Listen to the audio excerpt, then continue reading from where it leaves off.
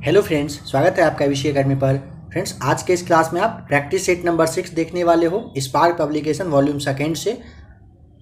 आप लोगों में से जो लोग नए होंगे, इस क्लास को पहली बार देख रहे होंगे, आप एक बार प्लेलिस्ट में आकर चेक कर लीजिएगा। बिहार सचिवालय, बीपीएससी, बिहार एसआई वगैरह के लिए काफ़ी सारा क्लास वगैरह आपके लिए है, काफ़ी कुछ मटेरियल है, तो आप एक बार प्लेलिस्ट में आकर चेक कर लीजिएगा।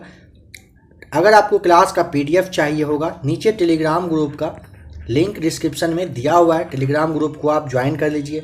अगर आपको टेलीग्राम ग्रुप को ज्वाइन करने में किसी भी तरह का प्रॉब्लम आता है तो आप कमेंट करिएगा, और अगर आप चाहें तो इस नंबर को नोट कर लीजिएगा। अगर किसी भी तरह का प्रॉब्लम आए इस नंबर पर कोशिश करिए व्हाट्सएप पर मैसेज करने का, कॉल नहीं करिएगा, मैसेज करिए। जो भी प्रॉब्लम होगा सॉल्यूशन किया जाएगा, ठीक है। चलिए आइए स्टार्ट करते हैं आज के इस सेट को। इससे पहले आपको काफ़ी सारा सेट वगैरह करवा दिया गया है, पीडीएफ भी अवेलेबल करवा दिया गया है, तो आप जरूर आकर प्लेलिस्ट में चेक करेंगे। नंबर फर्स्ट है, निम्न में से कौन सा संक्षिप्त रूप है जो आरईपी का विस्तारित रूप है जो भारत के संविधान के पाठ में उपयोग किया जाता है। देखिए आरईपी लिखा हुआ है ना, इसे आप पूरा ऐसे समझ लीजिएगा। जो आपका ऑप्शन नंबर सी है ना, रिपील्ड, यहाँ पे राइट आंसर हो जाएगा। यह क्या होता है, किसी कानून को ना, जो नियम वगैरह होता है उसको औपचारिक रूप से मतलब जैसे निरस्त करना होता है, रद्द करना होता है, तो भारतीय संविधान में इस कंडीशन में ना रिपील्ड शब्द का यूज किया गया है। नंबर सेकेंड, निम्न में से किस वर्ष में बॉम्बे पुनर्गठन अधिनियम पारित किया गया था। Option number B right answer हो जाएगा, वर्ष 1960 में पारित किया गया था। फ्रेंड्स देखिए, आज के इस सेट में भी आपको अच्छा खासा क्वेश्चन देखने को मिलेगा। स्पार्क पब्लिकेशन का जो आपका वॉल्यूम सेकेंड है, इसमें क्वेश्चन जो है काफ़ी अच्छा खासा दिया हुआ है। मैक्सिमम बुक में आप देखेंगे बहुत हद तक सिमिलर रहता है, बस इसमें थोड़ा सा हट के दिया है। अच्छे से क्लास को देखिएगा, समझिएगा, ठीक है। नंबर थर्ड है, पाणिनि ने निम्न में से कौन सी प्रसिद्ध पुस्तक लिखी थी। ऑप्शन नंबर बी हो जाएगा, पाणिनि के द्वारा अष्टाध्यायी लिखा गया, आप जानते हो। नंबर फोर, निम्न में से किस सिख गुरु ने तरन तारण साहिब की स्थापना की थी। ऑप्शन नंबर आपका हो जाएगा सी, गुरु अर्जुन देव के द्वारा तरन तारण साहिब की स्थापना की गई थी, ठीक है। देखिए 5वें सिख गुरु थे ये अर्जुन देव जी, ठीक है। तरन तारण साहिब 1716 से 1810 तक कहिए कि मतलब ये एक मतलब कबीले के एक शक्तिशाली सिख परिवार के द्वारा मतलब जो भंगी सिख राजवंश होता है उसका ये एक हिस्सा रहा था। नंबर 5 है, भारत में कृषि लागत के संदर्भ में एमएसपी क्या होता है। एमएसपी का फुल फॉर्म होता है मिनिमम सपोर्ट प्राइस, यानी कि न्यूनतम समर्थन मूल्य। एक ऐसा कहिए कि मूल्य यानी कि प्राइस होता है जिस पर सरकार किसान की फसल को खरीदती है। सिंपल लैंग्वेज में आपको समझना है, ठीक है। और एक बात ध्यान रखिएगा, भारत में अगर पूछेगा, यहाँ से क्वेश्चन बन के आया है पहले कि गेहूं के बारे में बताइए, तो गेहूं का जो न्यूनतम समर्थन मूल्य है एमएसपी, भारत में कब से स्टार्ट हुआ था, इसकी घोषणा कब की गई थी, तो 1966 और 67 के बीच में इसकी घोषणा की गई थी, ठीक है। नंबर 6 है, कर्नाटक के निम्न में से किस जिले में विरूपाक्ष मंदिर स्थित है। कर्नाटक राज्य का जो हम्पी है, हम्पी के पास जो तुंगभद्रा है उसी के किनारे पर ये द्राविड़ स्थापत्य शैली का मतलब बना हुआ एक ऐतिहासिक स्थल है, ठीक है। तो आपका यहाँ पे ऑप्शन नंबर ए यहाँ पर जो है ना, ये राइट आंसर हो जाएगा, ठीक है। देखिए ये काफ़ी ज़्यादा मतलब कहिए कि ये जो शिव देवता हैं इनके लिए काफ़ी ज़्यादा फेमस है, ठीक है। शिव देवता को ये समर्पित मंदिर है।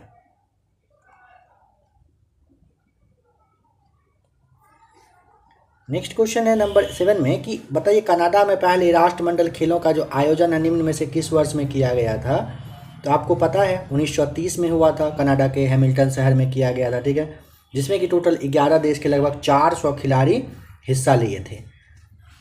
बताना है कि फ्लोट महोत्सव कहाँ पर मनाए जाने वाला प्रमुख महोत्सव में से एक है। ये देखिए हिंदू धर्म का एक त्यौहार है, ठीक है। और ये कहाँ पर, तो मदुरै में मनता है। जो ऑप्शन नंबर आपका सी है ये राइट आंसर हो जाएगा, ठीक है। फ्लोट महोत्सव ध्यान रखिएगा। वॉकिंग विद द कॉमरेड्स नामक जो पुस्तक के लेखक हैं उनका नाम बताना है, कौन है। तो अरुंधति राय के द्वारा वॉकिंग विद द कॉमरेड्स लिखा गया है, ठीक है। और यह जो है ना 2011 ईस्वी में यह पुस्तक छपा था। Option number C right answer है। भारत में जय हिंद सेतु कहाँ अवस्थित है।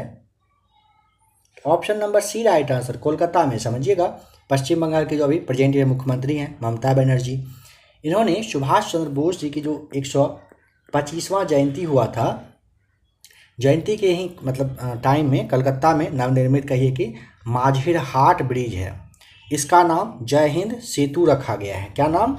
जय हिंद सेतु रखा गया है।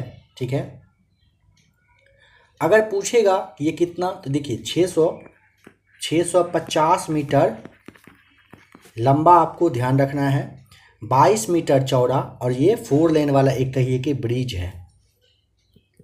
चलिए नंबर 11 देखिए और बताइए, भारतीय पुरातत्व सर्वेक्षण के पहले महानिदेशक कौन थे? पहले महानिदेशक पूछा है। ऑप्शन नंबर ए अलेक्जेंडर कनिंघम, आप जानते हो, राइट आंसर यहाँ पे हो जाएगा। बताना है कि निम्न में से, हिमालय की निम्न में से कौन सी चोटी है जो नेपाल में स्थित नहीं है? नंबर 12 का राइट आंसर बताइए तो क्या होगा? देखिए ऑप्शन नंबर जो आपका यहाँ पे ए है ना, राइट आंसर हो जाएगा कामत। कामत जो है कहाँ पर है? हिमालय का यह चोटी नहीं है, समझ लेंगे। यह उत्तराखंड राज्य में जो आपका चमोली जिला है, यहाँ पे तिब्बत की सीमा के पास का एक, निकट का मतलब पास का एक पर्वत है। अगर पूछेगा कामत की हाइट ज़रा सा बताइए कितना है, तो 25,446 ऐसे आप याद रखिएगा, 25,446 फीट यह ऊंचा है। नंबर 13 है, कौन ग्रैमी पुरस्कार जीतने वाली भारत की पहली महिला है? तो ऑप्शन नंबर ए हो जाएगा तन्वी शाह, आपको ध्यान रखना है। ग्रैमी पुरस्कार जीतने वाली पहली भारतीय महिला तन्वी शाह हैं। कब? तो वर्ष 2010 में स्लम डॉग मिलियनेयर जो फिल्म आया था, उसमें आपको एक गाना याद होगा, काफ़ी फेमस गाना था, जय हो। तो जय हो गीत का जो स्पेनिश संस्करण हुआ था ना, उसके लिए यह पुरस्कार इनको, तन्वी शाह को दिया गया था। काफ़ी इंपॉर्टेंट, ध्यान रखेंगे। प्रसिद्ध नाटक कौन सा? नील दर्पण, जिसमें इंडिगो की खेती करने के लिए किसानों के दमन का चित्रण किया गया है, इसकी रचना किसके द्वारा किया गया था? तो ऑप्शन नंबर आपका हो जाएगा क्या? दीनबंधु मित्र के द्वारा किया गया था, जो कि आपका ऑप्शन नंबर डी में है। कब? तो इसकी रचना 1856 ईस्वी में की गई थी। 1760 ईस्वी में जो आपका प्रसिद्ध ये वांडीवास का युद्ध हुआ था, अंग्रेज के खिलाफ किसने मतलब लड़ा गया था, किसने लड़ा था? नंबर 15 का हो जाएगा। देखिए 1760 में वांडीवास का जो युद्ध हुआ था, अंग्रेज और फ्रांसीसी के बीच में यह चला था। तो ऑप्शन नंबर ए हो जाएगा राइट आंसर। ठीक है, नंबर 16 है, निम्न में से किस अधिनियम ने भारत में पृथक निर्वाचन मंडल का आरंभ किया? नंबर 16 का राइट आंसर हो जाएगा ऑप्शन नंबर भारतीय परिषद अधिनियम 1909 आपका राइट आंसर हो जाएगा। ठीक है, इसे आप मार्ले मिंटो सुधार के भी नाम से जानते हो। बताइए कि वर्ष 1831 में बुद्धो भगत के नेतृत्व में कोल विद्रोह किस क्षेत्र में हुआ था? 17 का हो जाएगा राइट आंसर। 1831 में यह हुआ था बुद्धो भगत के नेतृत्व में कोल विद्रोह। ठीक है, कोल विद्रोह जो है ये आपका सिंहभूम, पलामू, हजारीबाग, आपका जो मानभूम है, इन सारे एरिया में हुआ था। तो यहाँ पे सिंहभूम दिया हुआ है, तो ऑप्शन नंबर बी आप टिक करोगे। ऐसे ध्यान रखिएगा, पलामू, हजारीबाग, मानभूम कोई भी ऑप्शन में आ सकता है, उसे आप टिक कर देंगे। चंपारण में इंडिगो के किसानों की दशा की और गांधी जी का ध्यान किसने आकर्षित किया था? आपको यह याद रख लेना है। ठीक है, बीपीएससी, बिहार एसआई हो गया आपका, फिर बिहार सचिवालय, इन बिहार के किसी भी एग्जाम में यह क्वेश्चन काफ़ी ज़्यादा मतलब फोकस रहता है इस पे ये आने का चांस रहता है। राजकुमार शुक्ल आप याद रखिएगा, गांधी जी को निमंत्रित इन्होंने ही किए थे। प्राचीन महाजनपद मगध की प्रथम राजधानी कौन सी थी? ऑप्शन नंबर हो जाएगा अंगुत्तर निकाय के अनुसार ना, आपको ध्यान रखना है, ऑप्शन नंबर डी हो जाएगा गिरिब्रज रहा था। ठीक है, चलिए बताइए कि स्वामी शाहजानंद निम्न में से किससे संबंधित थे?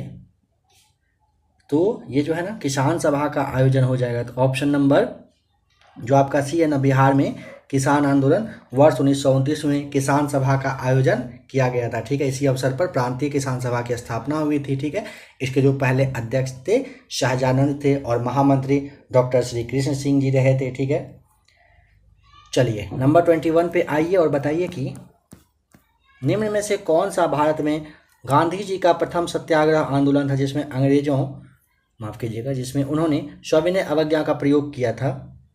तो चंपारण आप जानते हो, ऑप्शन नंबर ए हो जाएगा। निम्न में से किस हड़प्पन नगर में जुते हुए खेतों के निशान मिले हैं? तो जुता हुआ खेत अगर पूछेगा प्राचीन हड़प्पन नगर Kalibangan, option number A right answer हो जाएगा। ठीक है, राजस्थान के गंगानगर जिले में यह है, इसे भी ध्यान रखिएगा।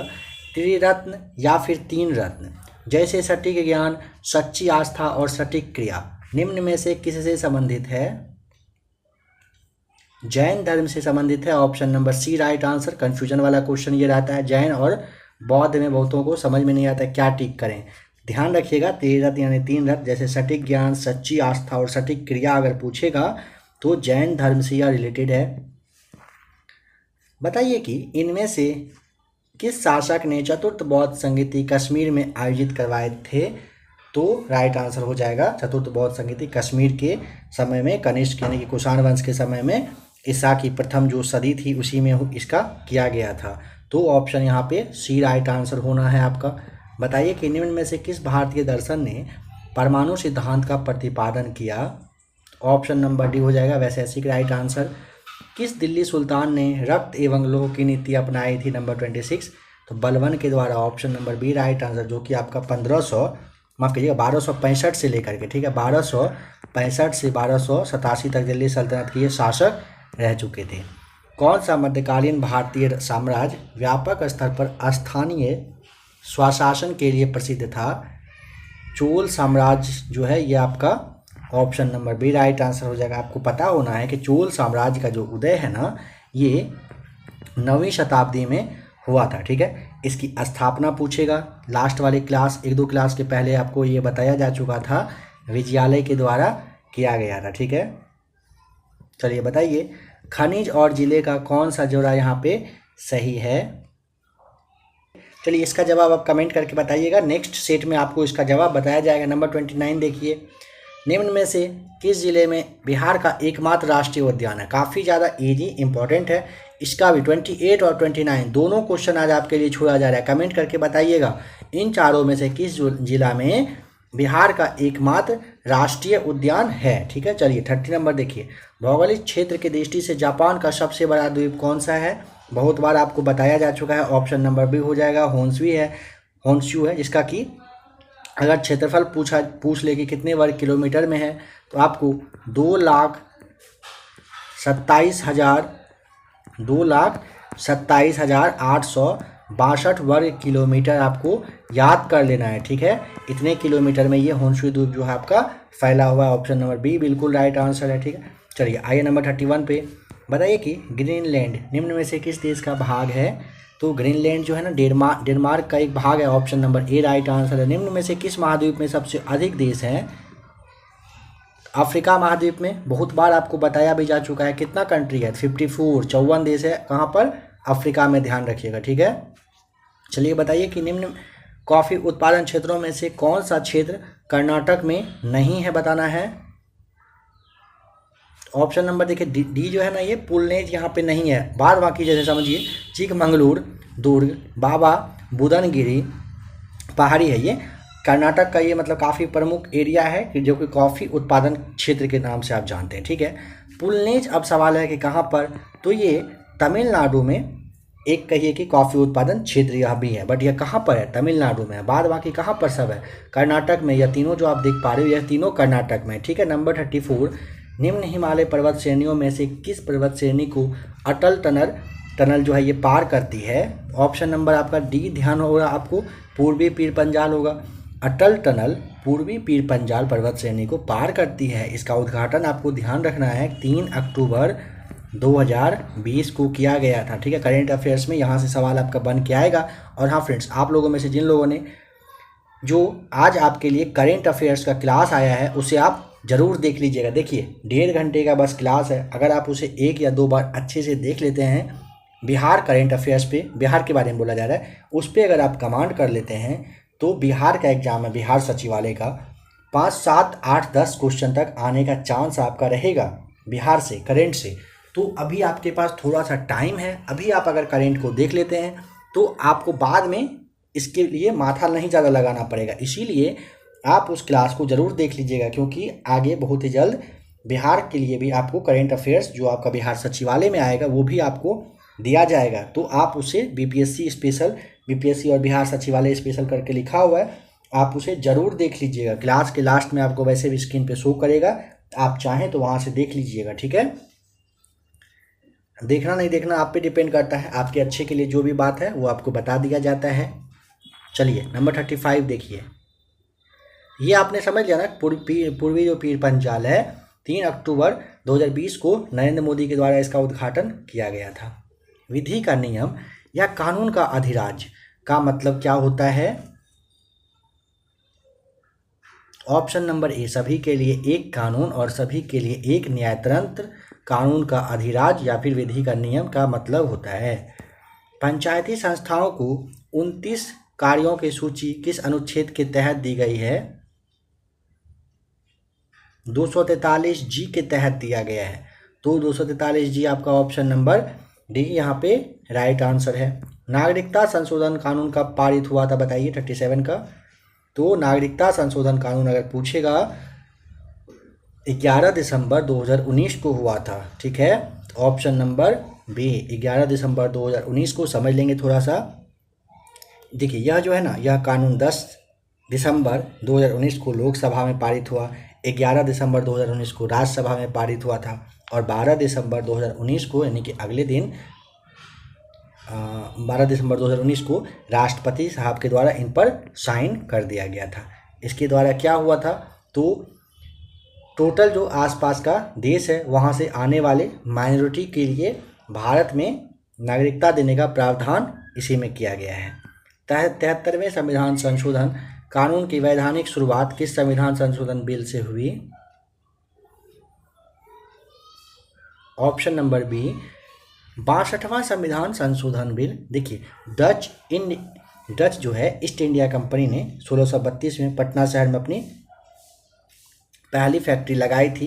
इसी के लिए 39 आपको बताया जा रहा है। तो यहाँ पे ऑप्शन नंबर जो आपका बी है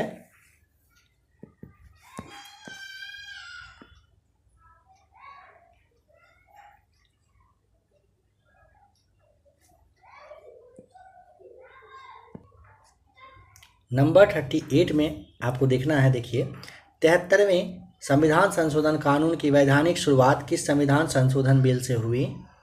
तो आपको ध्यान आ रहा होगा कि जो आपका 73वां संविधान संशोधन कानून पारित हुआ था वो 64वां संविधान संशोधन बिल के तहत ही हुआ था, ठीक है, यहीं से स्टार्ट हुई थी। तो ऑप्शन नंबर डी आपका राइट आंसर हो जाएगा। 1632 ईस्वी में बिहार में से पटना शहर में कौन सी कंपनी ने अपनी पहली फैक्ट्री लगाई थी, स्थापित की थी? डच ईस्ट इंडिया कंपनी 1632 में पटना शहर में अपनी पहली फैक्ट्री इन्होंने लगाया। तो ऑप्शन नंबर आपका यहाँ पे बी बिल्कुल राइट आंसर है। चलिए नंबर 40 देखिए, निम्न में से कौन सा विकेंद्रीकरण का वैशिष्ट्य नहीं है बताना है? तो देखिए ऑप्शन जो आपका सी है स्थानीय समुदायों में आत्मविश्वास को नहीं जगाना आपका राइट आंसर यहाँ पे हो जाएगा, ठीक है। देखिए विकेंद्रीकरण का मतलब क्या होता है ना कि शासन में स्थानीय लोगों को भागीदार बनाना, या आप कह सकते हैं कि उसका मतलब कि हाँ मतलब उसको फिक्स किया जाए, सुनिश्चित किया जाए कि हाँ भागीदार ये होंगे, ठीक है। आत्मविश्वास को नहीं जगाना ये जो दिया हुआ ये आपका नहीं है, बल्कि यहाँ पे होता है क्या, स्थानीय समुदायों में आत्मविश्वास को जगाना यहाँ पे रहता, तो आपका ये फिर अलग बात होता है, यहाँ पे नहीं है, तो इसीलिए ये आपका गलत है। ब्रिटिश शासनकाल में संविधान के विकास में कौन सा कानून ऐतिहासिक नहीं था? देखिए protection of civil rights act जो आपका 1935 ऑप्शन नंबर डी ये आपका राइट आंसर हो जाएगा। संविधान के विकास का ये ऐसा ऐतिहासिक कानून नहीं था। भारत के संविधान का कौन सा अनुच्छेद भारतीय निर्वाचन आयोग की स्थापना से संबंधित है? देखिए संविधान का जो अनुच्छेद 324 है उसमें राष्ट्रपति, उपराष्ट्रपति, लोकसभा, विधानसभा इन सब के लिए निष्पक्ष रूप से अच्छे से चुनाव करवाना जो है निर्वाचन आयोग की स्थापना से संबंधित ये प्रावधान इसमें किया गया है। अनुच्छेद 324 आपका option number A right answer हो जाएगा। किस अरब देश ने पहला नाभिकीय ऊर्जा संयंत्र प्रारंभ किया है? संयुक्त अरब अमीरात ऑप्शन नंबर सी करेंट में आपको बताया जा चुका है। भारत ने किस शहर के अंतर्राष्ट्रीय हवाई अड्डे पर सबसे पहले कोविड-19 परीक्षण की सुविधा आरंभ करी है? देखिए कोविड-19 सितंबर 2020 में स्टार्ट हुआ था। इसके तहत दिल्ली का जो आपका इंदिरा गांधी अंतर्राष्ट्रीय एयरपोर्ट है, यहीं पर विदेश से आने वाले यात्री पर RT-PCR टेस्ट की व्यवस्था करी गई थी। तो ऑप्शन नंबर बी आपका बिल्कुल यहाँ पे राइट आंसर है। राफेल फाइटर एयरक्राफ्ट को किस वायुसेना स्टेशन पर औपचारिक रूप से भारतीय वायुसेना में सम्मिलित किया गया था? याद करिए, जब राफेल आया था तो किस एयरपोर्ट पे ये लैंड किया था? ऑप्शन नंबर सी अगर आपको ध्यान हो, अम्बाला हो जाएगा right answer. Rafale fighter aircraft जो है ना 29 जुलाई, बताइए 29 जुलाई को कौन सा दिवस मनाया जाता है? अगर आपको ध्यान हो तो कमेंट करके बताइएगा। 29 जुलाई को क्या मनाया जाता है हर साल? वर्ल्ड लेवल पे कोई एक डे होता है, कौन सा डे? कमेंट करेंगे। देखिए 29 जुलाई 2020 को अम्बाला का जो वायुसेना स्टेशन है, इसी पर भारतीय वायुसेना में से शामिल किया गया था। नंबर 46, भारत की पहले स्वदेशी एंटी रेडिएशन मिसाइल का नाम क्या है? रुद्रम। ऑप्शन नंबर आपका डी राइट आंसर है। बताइए कि PM कुसुम योजना का उद्देश्य क्या है? किसान को डीजल और केरोसिन वगैरह जो मिलता है उस पर निर्भरता खत्म करके जो आपका पंप सेट को सौर ऊर्जा से जोड़ना होता है, इसी के लिए यह है। तो ऑप्शन नंबर डी आपका PM कुसुम योजना है। बिहार सरकार के 7 निश्चयों में से निम्न में से कौन सा शामिल नहीं है? आप देख पा रहे हो बिहार से भी आपका क्वेश्चन आ रहा है, करंट का क्वेश्चन तो है ही, इसीलिए आप थोड़ा सा करंट पे फोकस करिए। टाइम अभी लगभग 2 महीने के आसपास अच्छे से है टाइम, तो आप टाइम को अच्छे से यूज करिए अपने लिए। तो 7 निश्चय देखिए बिहार सरकार का महत्वाकांक्षी योजना है। इसमें हर घर का जो आपका देखिए, सबसे पहले आप इसे समझ लीजिए, जैसे आपका आर्थिक सुधार होता है ना, आर्थिक हर और युवाओं का जो बल है, सबसे पहले ये है, ठीक है। सेकेंड पे आरक्षित जो आपका रोजगार है, महिलाओं का अधिकार है, हर घर बिजली, हर घर नल का जो जल का कनेक्शन है, घर तक पक्की गली व नालियों का बनना, शौचालय निर्माण कर घर को सम्मान दिलाना, अवसर बढ़े आगे बढ़े, इस तरह का योजना, ये सारे शामिल हैं, ठीक है। तो इसमें आपका कौन सा हो जाएगा? महिला रोजगार है, साफ पानी भी आपका आ ही गया, तो बाल कल्याण इसमें आपका नहीं आएगा, ठीक है। तो ये नहीं था 7 निश्चय में शामिल, तो ऑप्शन आपका यहाँ पे क्या होना है? D number. चलिए नंबर 49 बताइए, भारत में खाद्य प्रबंधन का निम्न में से कौन सा एक उद्देश्य नहीं है? ऑप्शन नंबर देखिए, खाद्यान्नों का वितरण, खाद्यान्न लिखा हुआ है, ठीक है, खाद्य प्रबंधन है, खाद्यान्न का वितरण, खरीद, खाद्यान्न के बफर स्टॉक का रख रखाव है, खाद्यान्न का निर्यात नहीं है। तो 49 ऑप्शन नंबर डी। देखिए भारत में खाद्य प्रबंधन का एक उद्देश्य खाद्य का निर्यात, खाद्यान्न का जो निर्यात करना यह नहीं है, बल्कि क्या है? तो खाद्यान्न में बफर स्टॉक करके रखना इसका उद्देश्य है, खाद्यान्नों की खरीद करना है, इसका वितरण करना, यह तीनों है। बट ऑप्शन नंबर डी आपका हो जाएगा राइट आंसर कि नहीं है। भारतमाला परियोजना से भारत का निम्न में से कौन सा इंफ्रास्ट्रक्चर क्षेत्र संबंधित है? तो आप जानते हो ऑप्शन नंबर सी हो जाएगा, सड़क से रिलेटेड है, सड़क इंफ्रास्ट्रक्चर है ये। आइए यहाँ से बताइए कि इन चारों में से पौधे में जल संवहनी उत्तक है कौन सा? तो आपका ये जो दारू है ना, जो जाइलम है, ये आपका राइट आंसर हो जाएगा, ठीक है। चलिए बताइए कि निम्न में से कौन से संरक्षित बल की विशेषता है 52 का? बताइए इन सब में से राइट आंसर क्या आपको कोई दिख रहा है? देखिए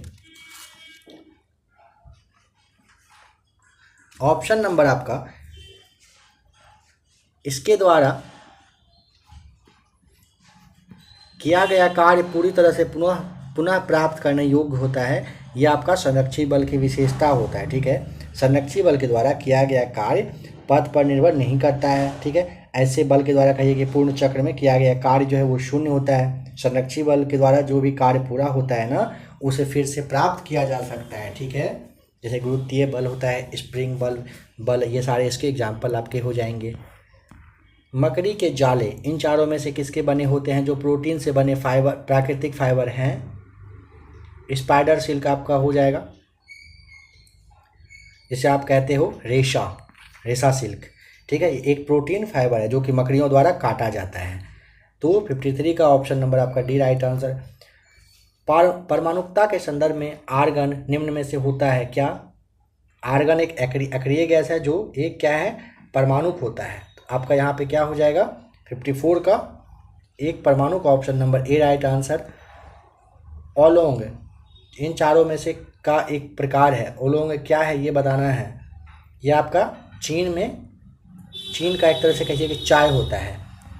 फैराडे स्थिरांक इन चारों में से क्या होगा राइट आंसर। चाहे तो वीडियो को रोक लीजिएगा। तो देखिए सार्वभौमिक स्थिरांक है, ये आप जानते हो।